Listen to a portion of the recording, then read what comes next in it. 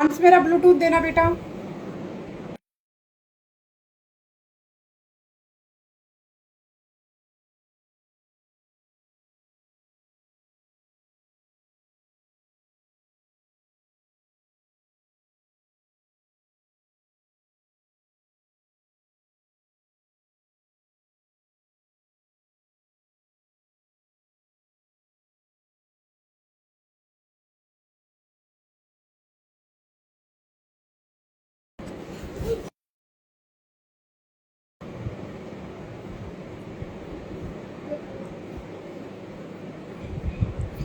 Good evening everyone, कैसे हैं आप सब।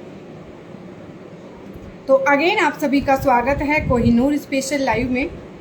और आज जिस इंसान को मैं आपसे मिलवाने के लिए लेकर आई हूँ, उस इंसान की कहानी सुनकर जानकर आप वाकई बोलेंगे यार, मेरी ज़िंदगी में तो कोई मुश्किल ही नहीं है, मैं तो बहुत ज़्यादा बेहतर हूँ उनसे। तो मुझे यकीन है कि उनकी कहानी सुनने के बाद या उनकी ज़िंदगी के वो हालात, वो चीज़ें देखने के बाद थोड़ी सी इंसानियत आपके अंदर भी जगेगी। तो उससे पहले हम थोड़ा सा बात कर लेते हैं कि आप सब क्या कर रहे हैं। अभी बहुत सारे एग्ज़ाम्स आने वाले हैं, बहुत सारी वैकेंसीज निकलने वाली है। तो आप में से कितने बच्चे हैं, कितने लोग हैं जो किसी न किसी चीज़ की तैयारी कर रहे हैं, या जिनके बच्चे या जिनका कोई भी फैमिली मेम्बर जानने वाला किसी चीज़ की तैयारी कर रहा है लेकिन फिर भी कॉन्सेंट्रेट नहीं कर पा रहा।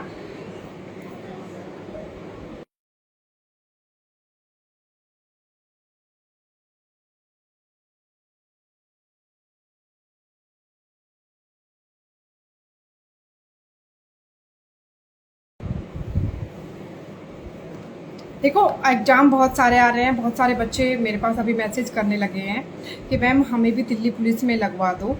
तो एक बात बताऊं, कोई किसी को नहीं लगवाता, और इतनी किसी की हैसियत नहीं कि किसी को एक गवर्नमेंट जॉब दिलवा सके, वो भी उसके बिना मेहनत के। लेकिन अगर आप मेहनत करें तो आप कुछ भी पा सकते हैं। यहाँ पे बात ये नहीं है कि आप क्या चीज़ पाना चाहते हैं, उस चीज़ को पाने के लिए कितनी लगन है आपके अंदर, उस चीज़ को पाने के लिए कितनी मेहनत आप करना चाहते हैं या कर सकते हैं, इन सब चीज़ों के ऊपर डिपेंड करता है।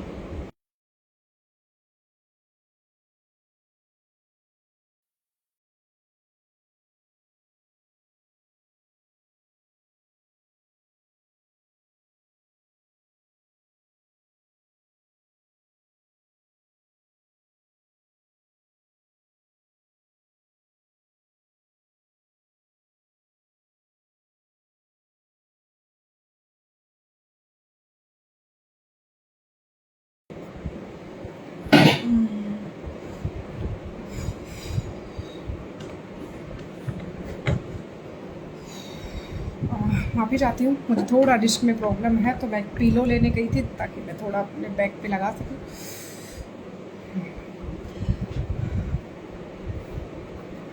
मैम प्लीज़, ओके, आपका मैंने पहले कमेंट नहीं पढ़ा। मैम प्लीज़ का मतलब आपने कुछ पूछा था क्या? ओके, जितने भी लोग आए हैं आप सभी का फिर से स्वागत है। और मैं अभी चेक कर लेती हूँ कि जिस इंसान को हमने आज इनवाइट किया है, जिनके लिए स्पेशल लाइव रखा है, वो बिल्कुल हमारे साथ एक ऐसे इंसान को। जय श्री कृष्णा महेंद्र।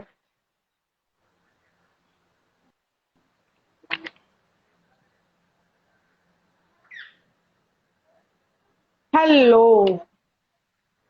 हेलो, नमस्ते। नमस्ते। जय हिंद, कैसे हैं आप? जय हिंद, जय भारत। तो दोस्तों, जिनके कैसे बारे में हैं? मैं बात कर रही थी वो हैं रेशमा जी। और आपके सामने जी, अभी मैं रेशमा बोली जी थी। आ चुके हैं। रेशमा बोलिए, ठीक है। नमस्ते। हाँ, आप अपना कैमरा आराम से सेट कर लीजिए। आप सिर्फ रेशमा जी बोलिए, ठीक है जी।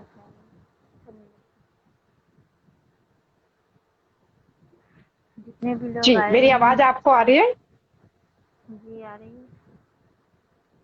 जितने भी लोग नीचे आ रहे हैं उन सबका स्वागत है क्लास में आने के लिए। जी, बिल्कुल। तो दोस्तों, मैं आपको बता दूं, ये है रेशमा जी और आज की हमारी कोहिनूर है।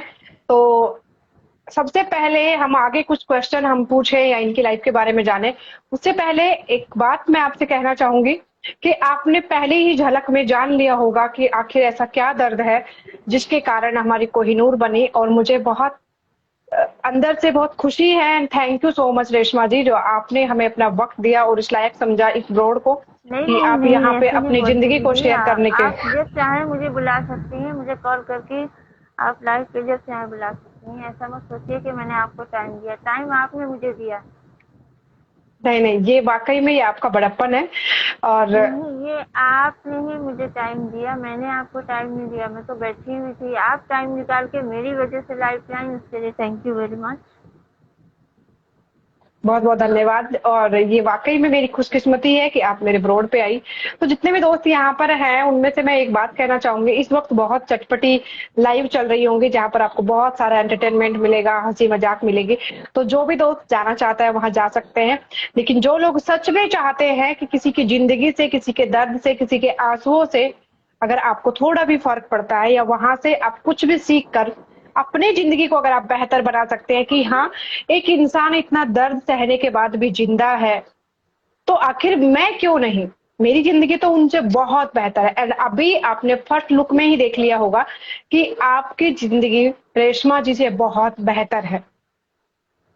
तो हम जिंदगी से हार इसीलिए मान जाते हैं क्योंकि हम अपने से उन लोगों के साथ कंपैरिजन करते हैं जो हमसे बहुत ऊपर हैं। क्या आप कीजिए, अपना बराबरी अगर करना चाहते हैं उनके साथ कीजिए, लेकिन उस चीज को भी पाने के लिए आपको ऐसा नहीं है कि आप सिर्फ बराबरी कर रहे हैं, मेहनत नहीं कर रहे। उस चीज को भी पाना है तो उसके लिए मेहनत कीजिए, आपको वो चीज भी मिलेगी जिसके साथ आप पाना चाहते हैं, जिसके साथ आप देख के लगता है यार काश मैं भी वहां होता, काश इतनी बड़ी गाड़ी मेरी भी होती, मेरा भी इतना बड़ा ऑफिस होता। तो जो आप पाना चाहते हैं आप सब पा सकते हैं। थैंक यू शांत जी। नमस्ते शांतिलाल जी। तो आपको सपने अपने से ऊपर जाने के देखने हैं, उन्हें गोल बनाना है, उनके लिए पूरी मेहनत करनी है, सही डायरेक्शन में मेहनत करनी है, पूरी नॉलेज लेनी है। आपको वो भी पाना है जो आप पाना चाहते हैं, जो आपसे ऊपर है। लेकिन जो आपके पास है उस चीज के लिए आपके अंदर ग्रेटिट्यूड जी, होना मैं यही चाहिए, कहना आपको चाहूंगी थैंकफुल होना चाहिए। जी मैम। कि सपने वही देखें जिन्हें आप साकार कर पाएं। ऐसे सपने ना देखें जिन्हें आप साकार ना कर पाएं और उन्हें पूरा ना कर पाएं। तो ऐसे सपने कभी मत देखें, अपने हस्ती के लायक सपने देखें। बिल्कुल, देखो आप मेहनत करते रहिए और जो आप मेहनत करेंगे उसके अकॉर्डिंग आपको रिजल्ट्स मिलते रहेंगे। लेकिन अगर आप मेहनत ना करें और सिर्फ सपने देख रहे हैं तो वो नींद में देख सकते हैं आप, तो वो नहीं खुली आंखों मिलेंगे। से अगर बिल्कुल वो नहीं मिलेंगे। तो आज हम बात करते हैं, आज की लाइव हम शुरू करते हैं रेशमा जी के साथ। रेशमा जी, मेरा पहला आपसे क्वेश्चन है कि जैसा हम आपको देख पा रहे हैं आपका फेस पूरी तरह से इंजर्ड है, बहुत ज्यादा डैमेज है। तो ये कैसे हुआ, इससे भी किसने किया, ज्यादा क्या डैमेज हुआ था आपके मैं। साथ? इससे इससे भी ज्यादा डैमेज था। ये तो अभी 10 ऑपरेशन कराने के। हेल्पिंग भैया। नमस्ते विक्की भैया। ये तो हाँ मैम, आप प्लीज कोई बात नहीं, ये हम ये दोनों का तो ही 10 लाइव है, इसमें ऑपरेशन हम कराने दोनों के। ही रहेंगे। नहीं, ले लीजिए, उन्हें भी ले लीजिए। नहीं नहीं, अभी आप प्लीज तो हम अपनी 10 बात ऑपरेशन आगे के कर। बात 10 ऐसा ऑपरेशन है। के बाद इतना हुआ है, मतलब ऐसा नहीं था। जब जला था तो बहुत ही खतरनाक और बहुत ही भयंकर था। मैं पानी के पास नहीं जाती थी, शीशा मेरे घर से दूर कर दिया गया था जिसे कभी मैं देख ना पाऊँ। और पानी के पास भी मैं नहीं जाती थी कि मेरा चेहरा कहीं पानी में न दिखाई देगा तो फिर मैं क्या करूँगी। घर से सारे फोटो हटा दिए गए, सब कुछ कर दिया गया। लेकिन उसके बाद जब 10 ऑपरेशन हुए तो थोड़ा इधर का फेस ये सब तो बहुत ज़्यादा ही डैमेज था। इसी साइड से मैं सोई हुई थी ना जब अटैक हुआ था, तो इसी साइड का ज़्यादा सब डैमेज हो गया। गला, गर्दन, ये मोंढा, पूरा हाथ है, ये वाला भी हाथ है। जी मैम। अभी तो बहुत सबसे ठीक पहले एक है। बात पूछना चाहूंगी, आप कहाँ से बिलोंग करते हैं, कहाँ रहते हैं आप, रहने वाले मैं कहाँ से आप? यूपी शाहजहानपुर में रहती हूँ। यूपी शाहजहानपुर से बिलोंग करती हूँ। ये बरेली के पास पड़ता है। जी जी, मैं गई हुई हूँ शाहजहांपुर और गए हैं आप? बदायूं। हाँ बिल्कुल, हम शाहजहांपुर बदायूं हम काफी बार गए हुए हैं। तो मेरा हाँ, क्वेश्चन अभी बताइए। भी वही है कि मैम आपके साथ ये कैसे हुआ, किसने किया, आखिर ये कैसे हुआ? ये मेरी शादी जहाँ पर लगी थी ना, जी जी मैम। तो काफ़ी टाइम लगी रही थी। ऐसा नहीं कि 2 दिन ही लगी हो या 1-2 महीने, काफ़ी टाइम लगी रही थी, कई महीने तक लगी रही थी। उसके बाद उसकी एक बहन तलाकशुदा थी जो घर में रहती थी।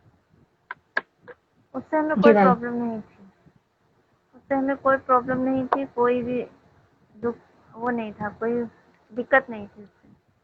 बिल्कुल, लेकिन लड़के कुछ ही की समय एक के बहन। बाद जब जी एक बहन तलाकशुदा थी जो कि वो घर में रहती थी। जी। उससे हमें लोगों को कोई मतलब नहीं था, मतलब रहती थी तो रहेगी, उसका मायका है, कहाँ जाएगी, बहनें भाइयों ही के पास जाती हैं। और जी मैम। दूसरी बहन मेरी शादी लगने के बाद में वो भाग गई, तो ओके। मैं ही उसको पकड़ के लाई। मैं ही उसको पकड़ के लाई। उससे पूछा कि तुम किस लिए भागी थी, तो बोली मैं वहाँ शादी करना चाहती हूँ। तो उसका हम लोगों ने अपने घर में रखा उसको, और उसका वहीं पे निकाह करा दिया। मतलब शादी क्या, निकाह करा दिया, खाली कुछ किया नहीं, शाम को रात को बुला के निकाह पढ़वाया गया। उनके भाइयों से भी सबसे राय मशवरा लिया गया, उन्होंने कहा कर दीजिए, जब वो भाग गई है तो कर ही दीजिए। हम्म। उसके बाद में मैंने शादी, हमारी मम्मी थी, सभी लोग थे, यहाँ पड़ोस के भी सब लोग थे। हम्म। वो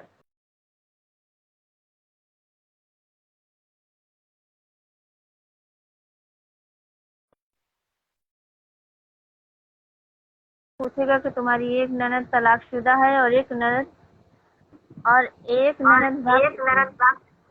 तो वहाँ पे मुझे मुंडी झुकाने के अलावा मुंडी उठाने का मौका नहीं मिलेगा। हम्म। ये सोच के मैंने अपनी मम्मी को बोला कि देखिए अभी सवेरा है, टाइम बर्बाद मत कीजिए, आप इस रिश्ते को मना कर दीजिए। उन्होंने कहा नहीं हम्म। नहीं वो सब ठीक हो जाएगा, ये हो जाएगा। मैंने कहा नहीं कुछ ठीक होगा, वहाँ जाके झेलना मुझे पड़ेगा, आपको नहीं पड़ेगा, आप तो अपने घर रहोगी। मैंने बहुत ज़्यादा कहा। तो बोली मैं क्या कर सकती हूँ, तो मैंने कहा सीधा उनको मना कर दो कि हमारे घर से कोई रिश्ता नहीं होगा आपका। मैं जब फिर भी वो नहीं मानी, मैं अपनी मम्मी के पैरों पे गिर गई। मैंने कहा देखो ये बात मेरी मान लो, आगे चल के बहुत नुकसानदेह होगी बात ये। मैं कहीं भी बैठूंगी, शादी में, पार्टी में, कहीं भी बैठूंगी तो वो बात जरूर आएगी कि तुम्हारी एक बहन, एक ननद तलाकशुदा है और एक ननद भाग गई थी। तो वो बात के पीछे मैं सर उठा नहीं सकती, सर झुका ही सकती हूँ बस, इसके अलावा कोई ओके। चारा नहीं था। तो मम्मी के जब मैं पैर पकड़ ली कि मैं मम्मी मना कर दो इसको, मुझे नहीं करना है ऐसी जगह शादी जिसके घर में पहले से ये 2 कांड हो चुके हों। वो लोग कैसे ओके। होंगे ये सोचो। फिर मम्मी ने कुछ सोचा तो उन लोगों को, जिन्होंने ये रिश्ता लगवाया था, उनको बुलाया। और उनको बुलाने के बाद में मना किया, उन्होंने मना किया हमारी मम्मी ने कि हम हम्म। अपनी लड़की की शादी नहीं करेंगे। हम्म। उनके घर से जितना सामान आया था वो सारा सामान मैंने निकाल के रखा और उनको दिया कि ये ले जाके उनके घर दे देना, और ये मना कर देना कि हमारे तुम्हारा कोई रिश्तेदार नहीं है। ये सुबह की बात थी, सुबह मॉर्निंग की बात थी। ओके। फिर उसके बाद में फिर उसके बाद में कोई बात नहीं, मम्मी मेरी मार्केट गई हुई थी और घर में मैं अकेली थी अपने कमरे में। तो उसने, उन लोगों ने जाके रिश्ता मना कर दिया। उन लोगों ने कहा कि वो लोग रिश्ता नहीं करेंगे, ये तुम्हारा सामान पकड़ो, तुम्हारा काम जाने, तुम जानो। और लड़की वालों ने रिश्ता मना कर दिया। तो उसके बाद में मैं, मेरी मम्मी मार्केट गई हुई थी और मेरे भैया उधर रहते थे पहले, दूसरे घर में जहाँ हम्म। बड़े भैया रहते थे जो गुजर गए।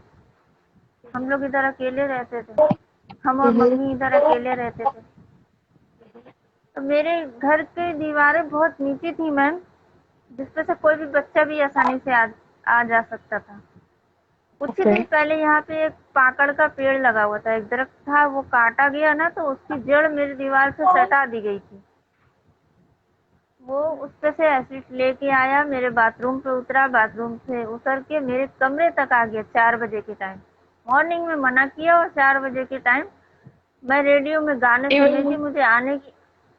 इवनिंग में मैं चार रेडियो बजे में 4 बजे, हाँ, मैं रेडियो में गाने सुन रही थी, मुझे उसके आने की आहट भी नहीं पता चली, क्योंकि रेडियो बज रहा था और मैं गाने सुन रही थी।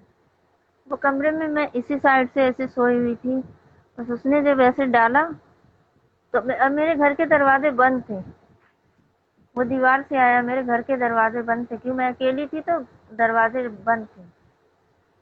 उसने ऐसे इसी साइड से मेरे पर ऐसे फेंका।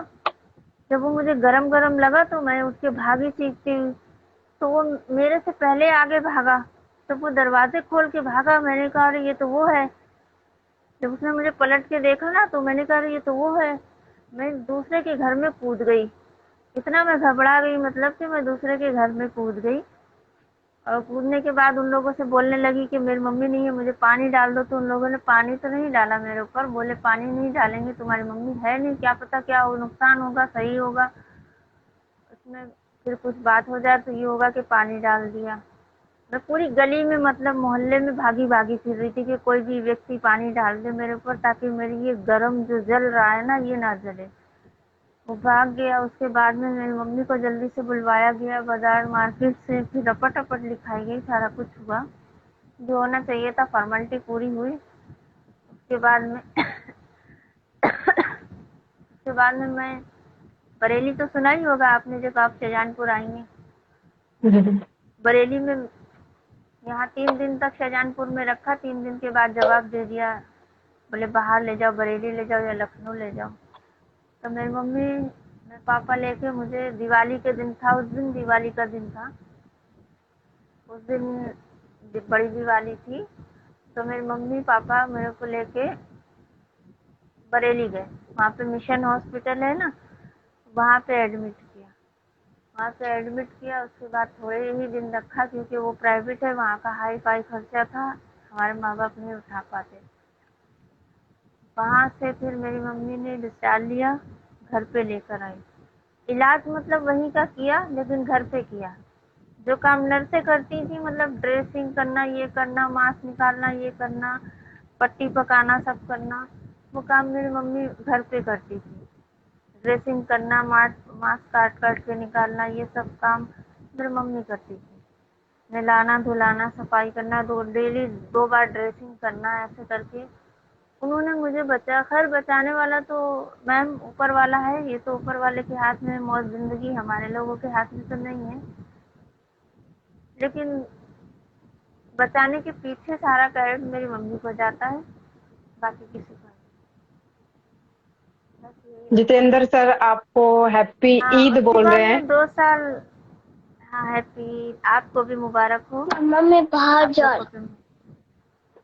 मम्मा मैं तो बाहर जा उसके बाद में 2 साल घर पे 2 साल ट्रीटमेंट करा मेरी मम्मी ने। और मैं 2 साल ऐसे सीधा लेटी रही, उसके 2 साल तक मैंने करवट भी नहीं ली। 2 साल तक मेरी मम्मी ने ट्रीटमेंट किया। जब जख्म भरने लगे तब मुझे बम्बई लेके गई। वहाँ पे मेरे 10 ऑपरेशन हुए। उसके बाद ये जो जख्म था ये तो ठीक ही नहीं होता था, क्योंकि बहुत ज़्यादा था ना, अंदर तक घुस गया था वो। तो फिर वहाँ पे 10 ऑपरेशन हुए। 3-3 4-4 महीने रह के छुट्टी देते थे, फिर घर आते थे, फिर जाते थे, ऐसे करके 10 ऑपरेशन हुए। फिर उसके बाद में मैं गई नहीं। और उसके बाद कुछ थोड़ा सा मम्मी भी गुजर गई, तो फिर जाना भी वो नामुमकिन हो गया।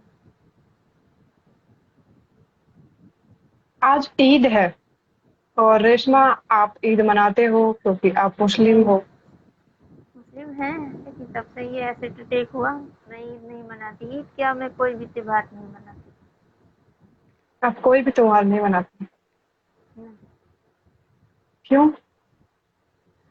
हमने सोच लिया कि मेरी खुशियाँ चली गई, बची खुशी जो थी मेरे माँ बाप वो भी चले गए, अब किसके लिए खुशियाँ मनाएंगे, इसलिए हम नहीं मनाते।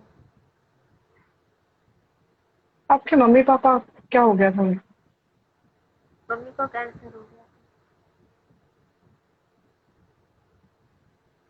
जैसे आपसे मेरे दिन में बात हुई तो आप बता रहे थे कि जैसे जो आपके ऊपर अटैक हुआ उसका जो दर्द था हाँ बहुत वो सहा बहुत मैंने, बहन। मेरे जिस्म से टुकड़े काट काट के निकाले गए, पूरे पूरे पीस, जहाँ जहाँ तक मांस जल गया था, कैसे सीधर से काट काट के उसको निकाला गया। मैंने बहुत दर्द सहा मैम। और मैं नहीं चाहती कि दुनिया की कोई भी बेटी या कोई भी बहू या कोई भी भाई ऐसा कोई, क्योंकि मैंने भाइयों को भी देखा है ऐसा एसिड टाइप का। मैं नहीं चाहती कि कोई भाई ऐसा एसिड टाइप का हो या कोई बहन पे हो। मैं कभी भी नहीं चाहती। मैं हमेशा यही दुआ करती हूँ कि जो दर्द मैंने सहा वो कभी कोई भी लड़की कोई भी भाई ना सहे। ये मैंने जितनी तकलीफें उठाई हैं ये मैं जानती हूँ, ये भगवान जानता है।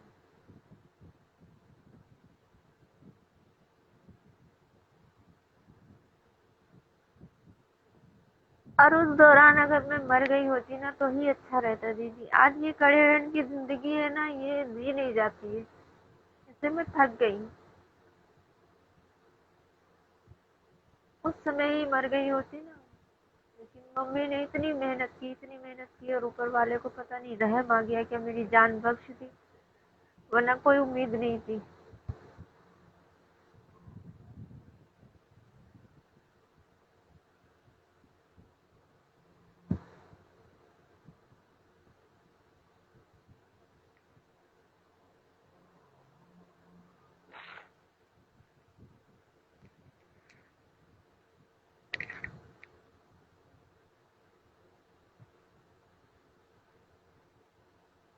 जितनी भी तकलीफें किस्मत में थी वो तो मुझे मिली।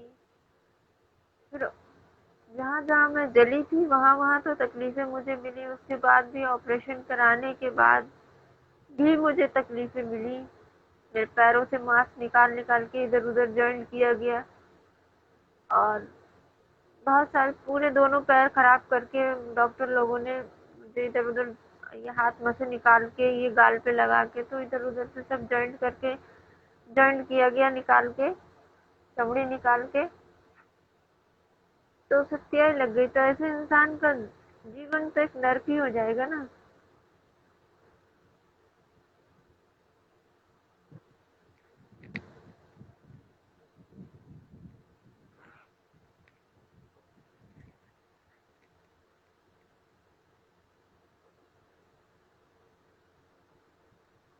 यही दुआ करती हूँ कि कभी भी कोई बहन कोई बेटी इसका शिकार ना हो। भगवान से यही दुआ करती हूँ, वो मर भले ही जाए लेकिन इस चीज का शिकार कभी ना हो।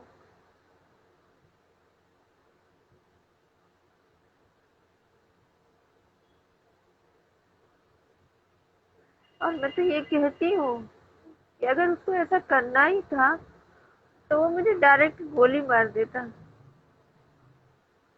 इस कड़ेरन से, इस जिंदगी से तो मैं दूर हो जाती ना। ये तो जब तक जिएंगे, जब तक मेरे साथ रहेगा जख्म, ये जख्म कभी पूर नहीं सकता दीदी। इसे हम कितना भी भरना चाहेंगे ना, ये भरेगा नहीं कभी, क्योंकि हर पल यादें इसको करोतती रहती हैं।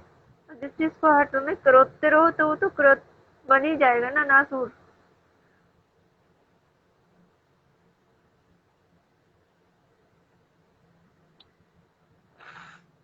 दीदी रोइए नहीं देते।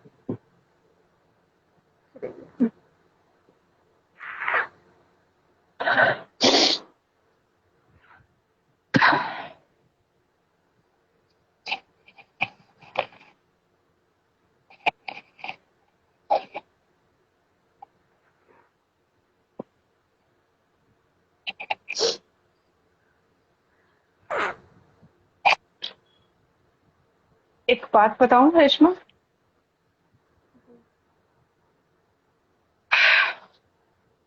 आपने एक बात बोली, किसी का रिश्ता मना कर देना, उसकी ये सजा उस बंदे ने तय कर दी। तो अब जितने भी यहाँ हमें 40 लोग देख रहे हैं, इनमें से बहुत सारे जेंट्स होंगे, मेल होंगे। मेरी एक रिक्वेस्ट है, जाना नहीं, मेरी पूरी बात सुने बगैर यहाँ से। एक लड़के के लिए जब एक रिश्ता देखते हैं ना, तो वो 100 लड़कियों को, 200 लड़कियों को ठुकराता है। अपने अंदर की कमियों को नहीं देखता, लेकिन वो 50-100 लड़कियों को देख के बोलता है इसमें ये कमी है, ये लंबी नहीं है, ये छोटी नहीं है, ये काली है, ये ऐसी है, ये ऐसी है।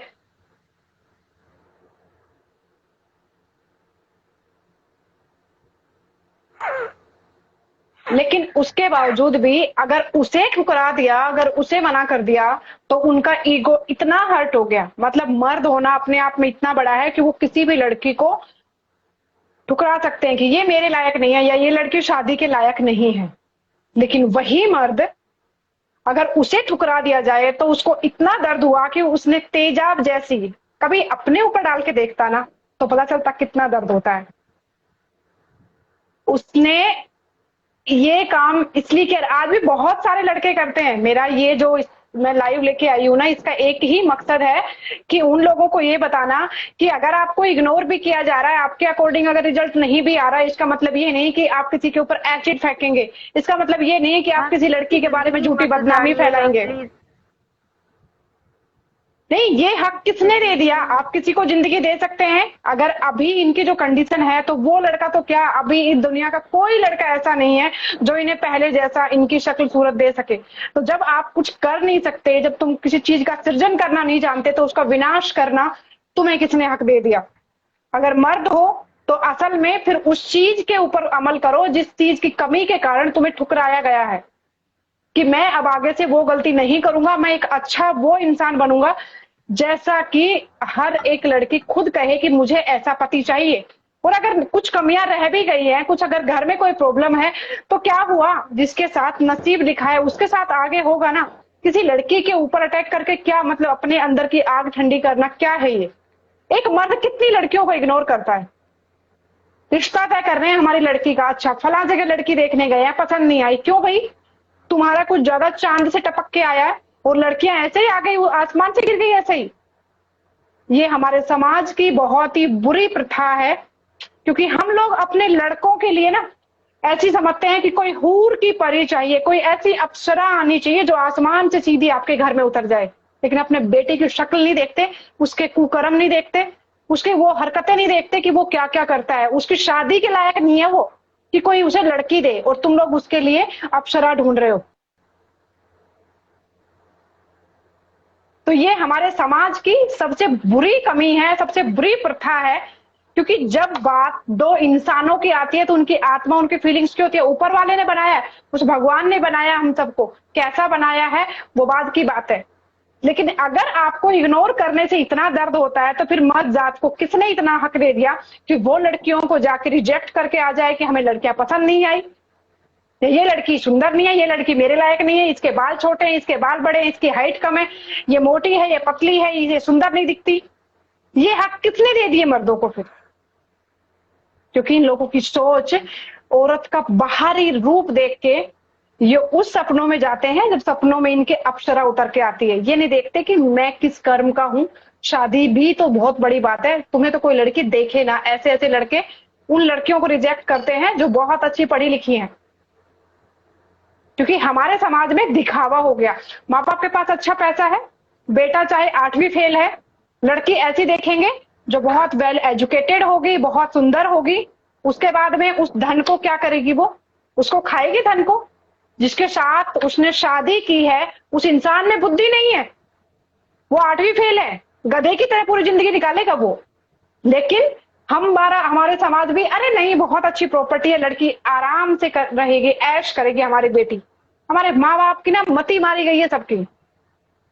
वो भी अपनी बेटियों को ऐसे शो पीस की तरह, अच्छा आपको गोगल्स चाहिए, हम जाते हैं कहीं भी दुकान पे जाते हैं, भैया मुझे गोगल्स चाहिए, ओके मुझे चश्मा चाहिए, तो अच्छा ये वाला मुझे अच्छा नहीं लग रहा, चलो थोड़ा लुक अच्छा लग रहा है, एक बार ट्राई कर लेता हूँ ना, हाँ ये अच्छा नहीं लग रहा, चलो दूसरा दिखाओ। हमारे माँ बाप हमारी बेटियों को एक शो ऐसे पेश करती है कि हाँ ये एक सामान है, आप देखिए, आपको पसंद आया तो आप ले लीजिए, वरना तो फिर ठीक है आप रिजेक्ट कर देंगे तो हम फिर किसी और को बेच देंगे। मतलब बेचने की प्रथा है ना ये तो, कि आप उन लोगों को दिखा रहे हैं कि अगर आपको ये चीज पसंद आती है तो आप ले लीजिए, आपको नहीं आएगी तो हम किसी और को बेच देंगे। ये शुरुआत कहीं ना कहीं लड़की वालों की तरफ से होती है, जिसको फिर बढ़ावा देते हैं वो लड़के वाले जिनकी इतनी सी औकात नहीं होती कि घर में बहू लेके आए, और वो लड़कियों को रिजेक्ट करके आते हैं। और अगर रिजेक्ट उनको कर दिया जाए तो फिर इतनी आग लगती है कि वो और बहन बेटियों की जिंदगी, उनकी शक्ल सूरत, उनकी पूरी जिंदगी तबाह कर दें। बहुत सोचने वाली बात है। भले आप में से सुन के हो सकता है आप मजाक में इस चीज को टाल दे, सुन के अनसुना कर दे कि अरे यार क्या बकवास है, या आप जानते हो कि ये सच है लेकिन इसके ऊपर अमल कोई नहीं करता। हमें 50 लोग देख रहे हैं। मेरी विनती है कि अगर आपके आसपास, आपके घर में या आपकी शादी, आपके भाई बहन या किसी की भी शादी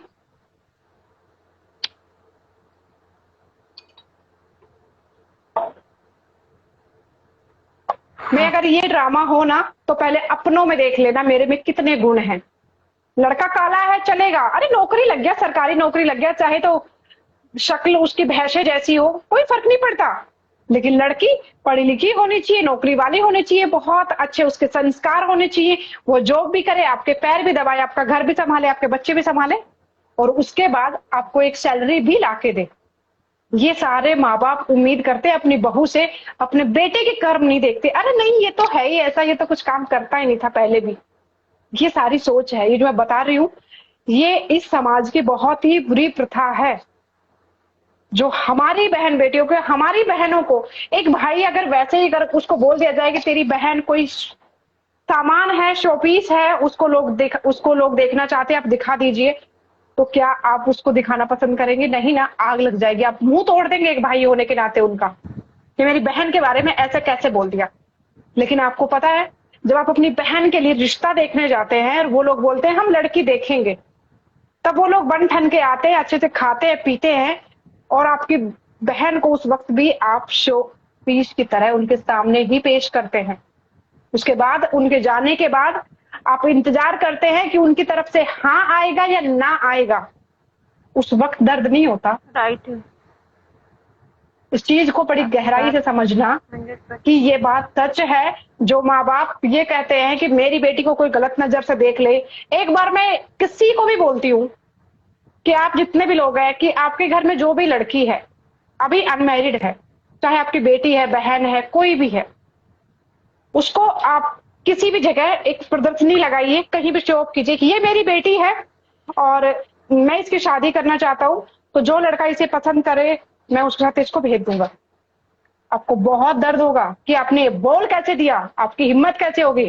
लेकिन आप क्या करते हैं? आप भी वही करते हैं।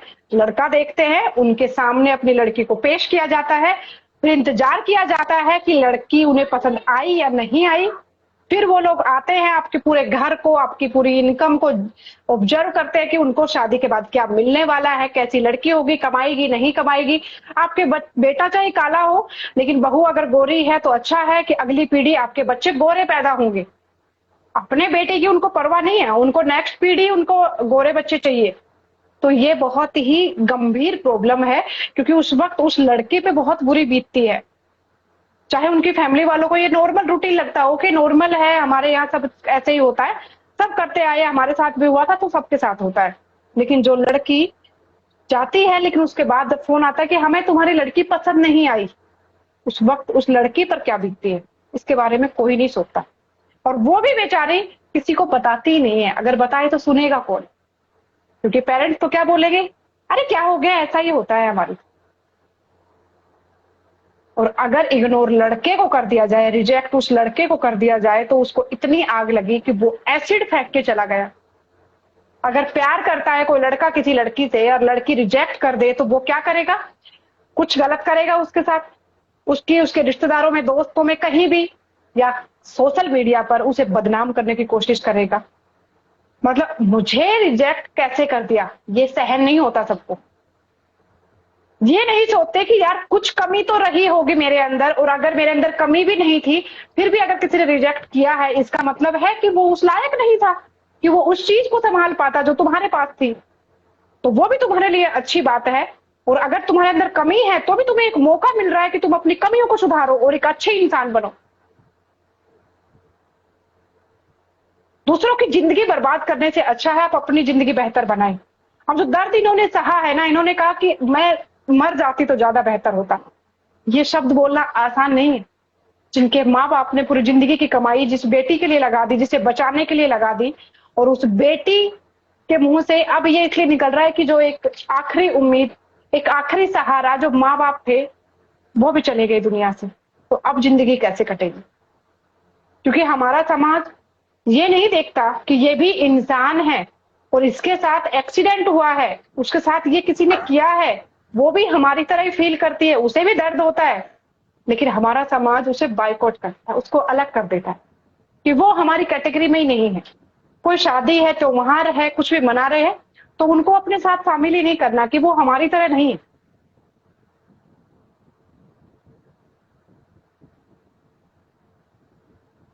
वरना तो एक बात देखिए, अगर ये ठीक होती तो आज ईद मना रही होती, लेकिन अगर आज ईद नहीं भी मना रही तो क्या इनके आसपास कोई पड़ोसी नहीं रहता? क्या उन्हें नहीं पता कि इनकी ये कंडीशन है, इनके पेरेंट्स नहीं है, तो चलो हम साथ में मनाते हैं। ईद भाईचारे का त्योहार बोलते हैं ना, भाईचारे का त्योहार है। तो फिर क्यों सारा भाईचारा आज खत्म हो गया इनकी ये शक्ल देखने के बाद, जो इन्होंने खुद नहीं की? कहाँ गया वो भाईचारा आज इनका? आ सकते थे ना कि क्या हुआ रेशमा, तेरे माँ बाप नहीं है तो हम है ना यार, चल थोड़ी देर चल हमारे साथ, हम सेलिब्रेट करते हैं। आ सकते थे। क्यों मीठी खीर की एक कटोरी वो इनके घर लाके नहीं कहा कि चल ठीक है, हम इस कटोरी से इसमें से ही खा के एक एक चम्मच हम ईद बनाते हैं? फिर कहाँ गया भाईचारा? ये भाईचारा, ये समाज, ये सारी बातें, ये बड़े लोग, ये बड़ी बड़ी बातें आपको देखकर तब तय की जाती है। तो अगर सच में इंसान बनना चाहते हो और एक अच्छी चीजें इस दुनिया में छोड़कर जाना चाहते हो, तो एक बात याद रखना कि किसी का दर्द महसूस करना, कोई इग्नोर कर रहा है, कोई आपको रिजेक्ट कर रहा है, उन चीजों को बड़ी शांति से समझो। कोई अगर आपको लगता है कि मैं ज्यादा काबिल था, उसने मुझे क्यों कर दिया, तो सोच लेना कि भाई सामने वाले के अंदर इतनी समझ नहीं थी कि वो तुम्हें समझ पाता, इसके लायक नहीं था वो। लेकिन अगर तुम्हें लगता है कि वो कमी सच में तेरे अंदर है, तो फिर अंदर से आग लगाने की जरूरत नहीं है। सोचना है कि मैं बेहतर बनूंगा। दूसरे का विनाश करके अपना कभी भला नहीं होता, एक बात याद रखना। क्योंकि जलाने वाला अक्सर चल रही है आजकल, वो कोर्स बहुत टाइम से चल रही थी, हर चीज के भाव बढ़ गए, लेकिन माचिस आज भी 1 रुपए की आती है। क्योंकि हर चीज जो आपको ऊपर ले जाने में काम आती है, आपकी ग्रोथ में काम करती है, उसके रेट बढ़ रहे हैं, लेकिन जो चीज जलाने के काम आती है उसकी कीमत आज भी 1 रुपया है। वैसे भी देख लेना, जो दोस्त आपस में या जो लोग एक दूसरे की बुराई करते हैं, एक दूसरे के घरों में आग लगाते हैं, एक दूसरों की जिंदगियां बर्बाद करते हैं, चीटिंग करते हैं, उनके साथ ज्यादा दिन तक कोई यारी नहीं रखता। लेकिन जो लोग सच्चे रास्ते पे चलते हैं, हो सकता है एक वक्त के लिए वो अकेला पड़ जाए, लेकिन कुछ टाइम बाद लौट कर इतने लोग आते हैं उसके पीछे जिसका कोई अंदाजा भी नहीं लगा सकता। मेरा ऐसी लाइव रखने का सिर्फ एक ही मोटिव है, एक तो जो इन लोगों के साथ हुआ वो और किसी के साथ आगे ना हो, और दूसरा जो इस वक्त ये प्रॉब्लम फेस कर रहे हैं उसमें आप लोग इनका साथ दे। जहां भी आपके आसपास कोई भी ऐसा इंसान रहता है, उसको आपसे कोई ज्यादा नहीं चाहिए, लेकिन इतना साथ आप जरूर दें कि उसको भी लगे कि यार मैं इंसान हूं और मेरी फीलिंग्स भी लोग समझते हैं, मुझे भी वही प्यार, मुझे भी वो रेस्पेक्ट अब देते हैं लोग। वो अपने आप को घर में बंद ना करें, वो मौत की मिन्नतें ना मांगे।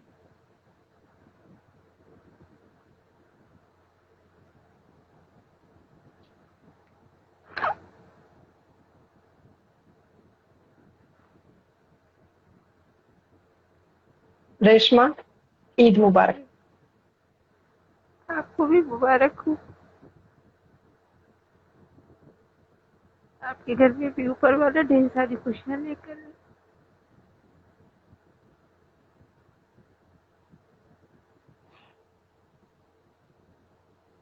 तुम लोग मुस्कुराओगे ना तो मुझे वहीं से बहुत सारी खुशियां मिले, पता है।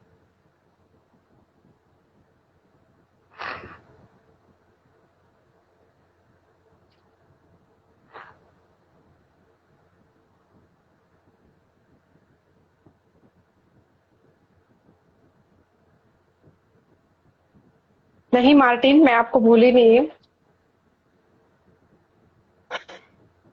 ओके, तो अभी जैसे आपके पेरेंट्स भी नहीं है, तो आप किसके साथ रहते हैं मैम, और कहाँ रहते हैं? आपका खर्चा, अपनी जिंदगी कैसे चल रही है? बस ऐसे ही चलती है। अभी मेरी तबीयत खराब थी तो हेल्पिंग भैया ने मुझे दवाई ववाई दिलाई, फीस भरी, दवा दिलाई 5 दिन की, 1012 रुपए की दवा दिलाई, 500 रुपए उन्होंने फीस भरे। और रहम आ जाता है, बस वो कर देता है। और हेल्पिंग हेल्पिंग भैया भैया, ऐसे विक्की इंसान भैया है, बहुत। ऐसे इंसान है, शायद ही कोई ऐसा इंसान होगा, अगर आधी रात को भी जरूरत पड़े तो वो आधी रात को फोन रिसीव करके उसकी प्रॉब्लम सॉल्व करते हैं। मेरे ख्याल से तो वो इंसान तो नहीं है, मेरे ख्याल से तो वो एक फरिश्ता है लोगों के लिए, गरीबों के मसीहा बोलते हैं ना, वो है। बिल्कुल। और ऐसे मसीहा को हमेशा ऊपर वाला खुश रखे। और मैं यही प्रार्थना करती हूँ, उनका जो भी सपना हो, जो भी जायज सपना हो, वो भगवान स्वीकार कर ले और उन्हें आगे बढ़ने की शक्ति दे, और हमेशा वो हर कदम आगे बढ़ते ही चले जाएं। इसलिए इतना जितने भी उनको दोस्त मतलब यहाँ पर है, मैं बता दूं, जो मैंने पिन किया हुआ है, जो मैंने कमेंट पिन किया हुआ है, ये विकी राज भैया है, जिनके बारे में अभी रेशमा बात कर रही हूँ। ये भी, हाँ यही हेल्पिंग भैया है। एक दिन मेरी और पहले भी बहुत तबीयत खराब थी, तो मैंने रात को 11 बजे फोन किया था, तो 11 बजे बंदे ने पैसे भेजे, फिर मैंने सुबह में दिखाया। फिर मुझे कपड़ों के लिए भी पैसे भेजे, तो उन्होंने जैकेट स्वेटर के लिए भी भेजे थे सर्दियों में। इसने जो किया है, मैं नाम लेती हूँ इसलिए कि अगर नाम नहीं लूंगी तो भगवान गुस्सा करेंगे, वो बोलेंगे तुम तो कभी नाम ही नहीं लेती अपनी जुबान से। कौन किसके लिए करता है, लेकिन वो एक इंसान नहीं है, वो फरिश्ता है, गरीबों के मसीहा है। अगर आप उन्हें 2 बजे भी याद करेंगी ना, तो वो 2 बजे भी खड़े हैं, 3 बजे भी याद करेंगी तो वो 3 बजे भी खड़े हैं। वो हर वक्त गरीबों के साथ खड़े हैं। तो कहती हूँ हमेशा उनको खड़े रहने के ऊपर वाला ताकत और हिम्मत दे, उनके सारे सपने सच हो। एक बहन की भाई के लिए यही दुआ है। मैं कुछ दे तो सकती नहीं, लेकिन दिल से दुआ जरूर दे सकती हूँ, उनके सारे सपने सच हो, जो वो चाहते हैं, जो उन्हें पाना है वो मिल जाए, वो अपनी मंजिल तक पहुंच जाए। हेल्पिंग भैया, देखो हमें ब्लेसिंग्स मिल रही है, जो हमने कल बात की थी ना, जो हमारा सपना था ना, अब तो मुझे यकीन हो गया, अब पूरा होगा वो।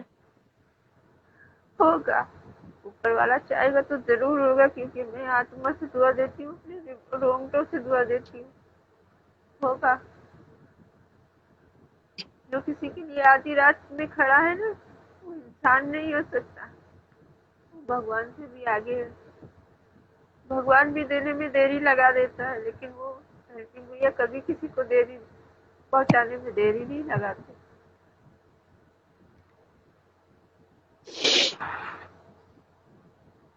बिल्कुल। और आपने सही कहा रेशमा, वो आज भी बहुत से लोगों के चेहरे की खुशी बन रहे हैं, और आगे भी जाकर वो बहुत से लोगों। अब रेशमा, आपके दिल से जो आवाज देख रेख निकली है, करेंगे।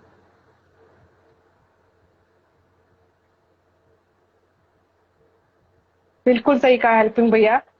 चाहे उसके पास अरबों रुपये हो, लेकिन अगर उसका दिल गरीब है, वो किसी का दर्द देखकर अगर उसका दिल नहीं दुखता, अगर उसका दिल नहीं पसीजता, तो वो धन दौलत बेकार है, वो गरीब है।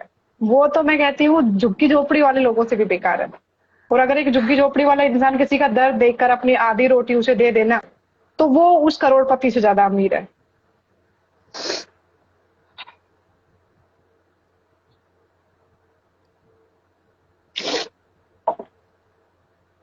बिल्कुल सही बात है। तो रेशमा, आप बिल्कुल परेशान मत हुइए, अभी विक्की भैया आपके मैं साथ हैं परेशान और नहीं होती, हमेशा आपके विकी साथ भैया मेरे रहेंगे। साथ में और है, हमेशा वो मेरे साथ में रहते हैं। परसों बिल्कुल। परसों ने तो भी फोन किया था, तभी भी उन्होंने कहा तुम डॉक्टर को दिखाना जाना। उन्होंने वहाँ से रेशमा, आपकी एजुकेशन दवाई कितनी है? आपने पढ़ाई की है? नहीं पढ़ाई। नहीं। तो अभी जैसे आपको कोई ऐसा काम आता है, सिलाई बुनाई कढ़ाई, या कोई भी ऐसा काम सिलाई जिसमें आप। सिलाई आती थी मैम, मेरे को सिलाई भी आती थी, कुरैशिया भी बिनना आती थी, लेकिन इस हिसाब से मुझे अब कम दिखने लगा है ना, तो इस वजह से मैंने ये सारे काम छोड़े कि अगर ये भी आपसे ले गई तो मैं कौन मेरा सहारा है। तो मैं बहुत सारे सामान सिल लेती थी, शादी के थाली पर के भी सिल लेती थी, कुरान के और कपड़े भी सिल लेती थी। बहुत सारे काम आते थे मेरे को सिलाई के, जब से मैंने मशीन छोड़ दी। तो अभी आपकी आजीविका कैसे चलती है? बस ऐसे ही चलती है, मैंने बताया ना, किसी के दिल में रहम आ जाता है, किसी के होता है, हेल्पिंग भैया है, उन्हीं को ले लो। एक बात कहना चाहूंगी मैं रेशमा, लेकिन हेल्पिंग भैया, मैं फिर भी कहना चाहूंगी, हेल्पिंग भैया के जैसा कोई भी नहीं हो सकता। ये मैं दिल पे हाथ रख के कह रही हूँ कि हेल्पिंग भैया के जैसा कोई भी नहीं हो सकता। कभी कोई हो ही नहीं सकता, क्योंकि उसका होने के लिए एक दिल और मोहब्बत, प्यार चाहिए होता है, जो उनके अंदर है। अगर कोई हेल्प कर भी देगा ना, तो उसके अंदर प्यार और मोहब्बत नहीं होगी। उनके अंदर ये तीनों चीजें, प्यार, मोहब्बत और हेल्प करना, उनके जैसा कभी कोई नहीं हो सकता, दूसरा कभी कोई नहीं बन सकता। एक हेल्पिंग भैया हो के बहुत सच में मुझे बहुत गर्व हो रहा है विकी भैया आपके ऊपर कि आप भाई हो मेरे। एंड वाकई में आप जो काम कर रहे हो ना, वो बहुत ही नेक कर रहे हो। एक बंदा, और जितने भी मेरे दोस्त यहाँ हैं, एक बंदा सबके लिए भागे भागे फिरते हैं, वो जानवरों के लिए, इंसानों के लिए नंगे पैर चलते हैं इतनी कड़क धूप में। हर इंसान चाहेगा मैं चप्पल पहन के चलूं, मैं आराम से घर में बैठूं, वैसा कभी नहीं सोचते।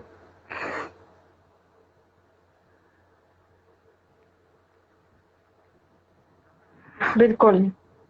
और इन सब के लिए ना आपका दिल इंसान वाला होना चाहिए। तो रेशमा, मैं यहाँ पर अब आपको एक बात कहना चाहूंगी कि देखो, अभी आपको कितने साल हो गए ये एसिड अटैक हुए आपके ऊपर? 11 साल हो गए। 14 साल? 11 साल। सॉरी, आवाज नहीं आ रही। 11 साल हो गए। मैं 11 साल हो गए। अभी आप कितने साल के हैं? 27वीं में चल रहे। 27 में? मतलब आपका रिश्ता कितने साल पे तय हुआ था? मैं थी 15-16 साल की, ज्यादा बड़ी नहीं थी। देखो, एक और चीज यहाँ निकलकर सामने आई है कि हमारे यहाँ क्या करते हैं हम लोग, 12 साल, 14 साल, 15 साल, 16 साल हुई नहीं कि हम लड़कियों को बस ठीक है अब दूसरे घर की हो जाए, हमारे यहाँ से हमें मुक्ति मिले, हम दूसरे घर की लड़की का। देख सोचिए, 14 साल की एक लड़की को, 14-15 साल की एक लड़की की आप सगाई कर रहे हैं, उसकी शादी कर रहे हैं, वहां जाने के बाद उनके बच्चे हो रहे हैं। आपको पता है कि आप कितना बड़ा पाप कर रहे हैं। हर चीज की उम्र इसीलिए तय की गई है कि 18, ये 21 साल, 20 साल, 19 साल इसीलिए तय की जाती है कि यार आप उसी के हिसाब से, हमारी बॉडी उसी के हिसाब से हर चीज के लिए प्रिपेयर होती है, हमारा माइंड उसी के हिसाब से मैच्योर होता है। अगर कोई बड़ी दिख भी रही है तो इसका मतलब ये नहीं कि कोई इंसान लड़का या लड़की बड़ा है, उसका माइंड भी उस रिश्ते को, उन चीजों को समझने के लिए मैच्योर होना जरूरी है। इसीलिए ये एक एज तय की गई है, ये उम्र तय की गई है। तो उसके लिए आगे से यार जब भी आप कहीं ऐसा दिखे तो ये बाल विवाह ना करें, चाहे वो कोई भी धर्म हो, कोई भी कास्ट हो, कोई फर्क नहीं पड़ता, क्योंकि हम सब इंसान हैं और हम सभी उस चीज से निकल कर आते हैं। अब एक 14-15 साल की बच्ची का रिश्ता कर दिया, रिश्ता टूट गया, एसिड अटैक हो गया। अब मतलब जिस उम्र में उसे किताबें लेके स्कूल जाना चाहिए था, उस उम्र में उसने इतना सब कुछ झेला।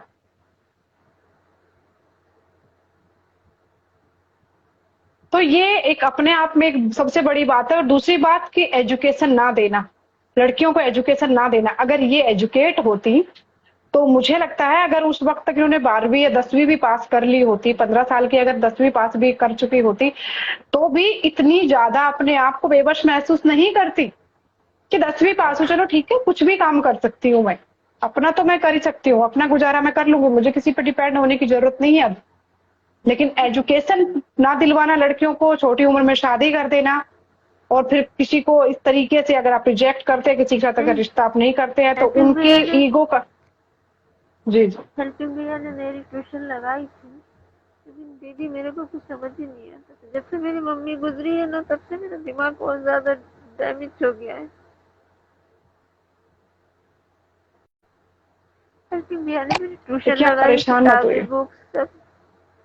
बुक्स सब दिलाए थे बेचारों ने, और ट्यूशन वाली को पैसे भी भेजते थे, लेकिन मेरे को कुछ समझ ही नहीं आता था। मैं जब से डर रही हूँ मेरी मम्मी गई है ना, तब से मेरा दिमाग और ज्यादा डैमेज रहता है।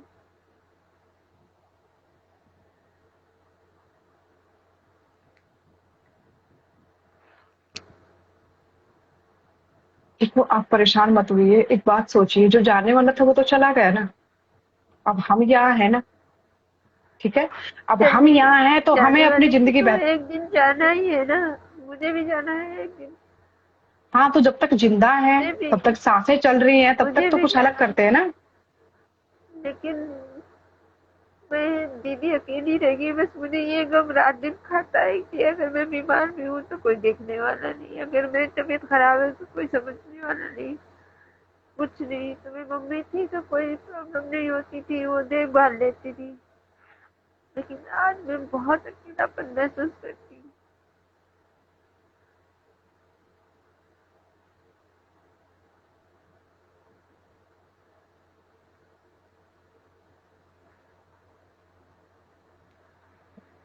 अब मेरी बात सुनना रेशमा।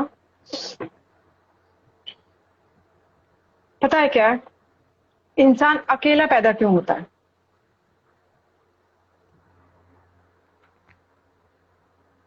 भगवान जब हमें अकेला दुनिया में इसीलिए भेजता पैदा है होता तो है वो अकेला ही आता है, और अकेला ही जाता भी है। जाता है। तो फिर हमें क्यों चाहिए कि जब तक हम जिंदा हैं तो हमारे आसपास भीड़ होनी चाहिए जो हमारा ध्यान रख सके? अरे, जब हम इतने से थे ना, जब माँ के गर्भ में हम, हमारी जान बस नन्ही सी जान आई थी ना, उस वक्त भी हम अकेले थे। माँ के पेट में भी हम खुद पल के पले हैं। जो माँ खाती थी उसी से हम भी अपने अंदर ले लेते थे। फिर हम खुद ही इस दुनिया में आ गए, अकेले आए ना। कितना बड़ा खतरा। अब अकेले आए, उसके बाद माँ को तंग करते थे, माँ को परेशान करते थे दूध पीने के लिए, बाद में खाना खाने के लिए माँ को खूब परेशान करते थे। अपने हक के लिए हम खूब रोते थे, खूब परेशान करते थे। तो फिर जब बात मेरा यहाँ भी आती है यही कि है। अगर आज आप अकेले हो, तो एक बात याद रखना यार, इतना तकलीफें तुमने क्यों सही? तुम्हारे माँ बाप ने इतनी तकलीफें तुम्हें सही करने के लिए क्यों सही?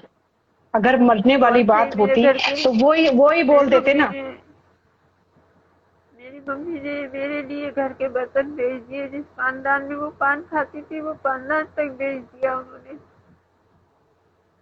हाँ, तो ये देखिए ना, उन्होंने इतनी तकलीफें सही, सब कुछ बेचकर भी तुम्हारा इलाज करवाया। तो अब मौत के भी क्यों मांग रही हो? तुम्हें सोचना होगा कि अब वो सुन के ना, तुम्हारे मम्मी पापा की जो आत्मा अगर सुन भी रही होंगी ना, तो उन्हें बहुत दुख हो रहा होगा कि जिस बेटी के लिए हमने इतना दर्द सहा, जिस बेटी के लिए हम इतने परेशान होकर इसका इलाज करवाया, सब कुछ करवाया, आज वो कह रही है कि मैं मर जाऊं। इससे अच्छा तो हमारी तो मतलब मेहनत ही बेकार गई। तो आप उन्हें शर्मिंदगी महसूस करवा रहे हो रेशमा।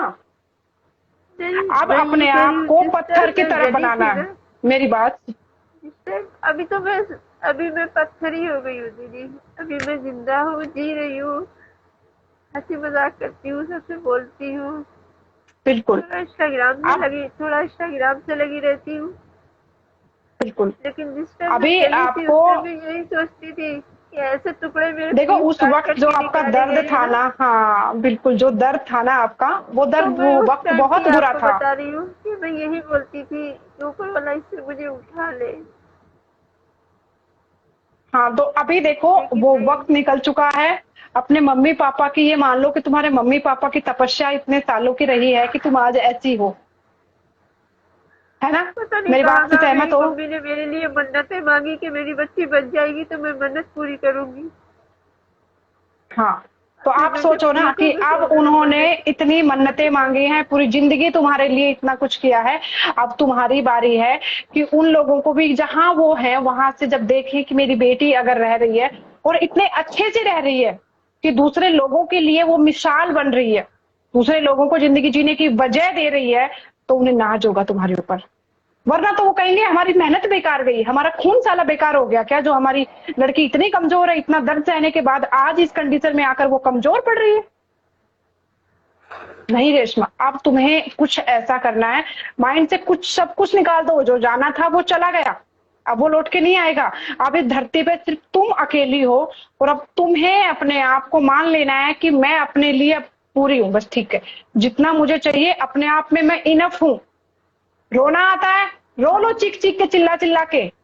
उसके बाद फिर आराम से अपने माइंड को कूल करो, शांति से मेडिटेशन करो, मेडिटेशन कीजिए और बोलिए ठीक है अब मैं फिर से शुरू करती हूँ।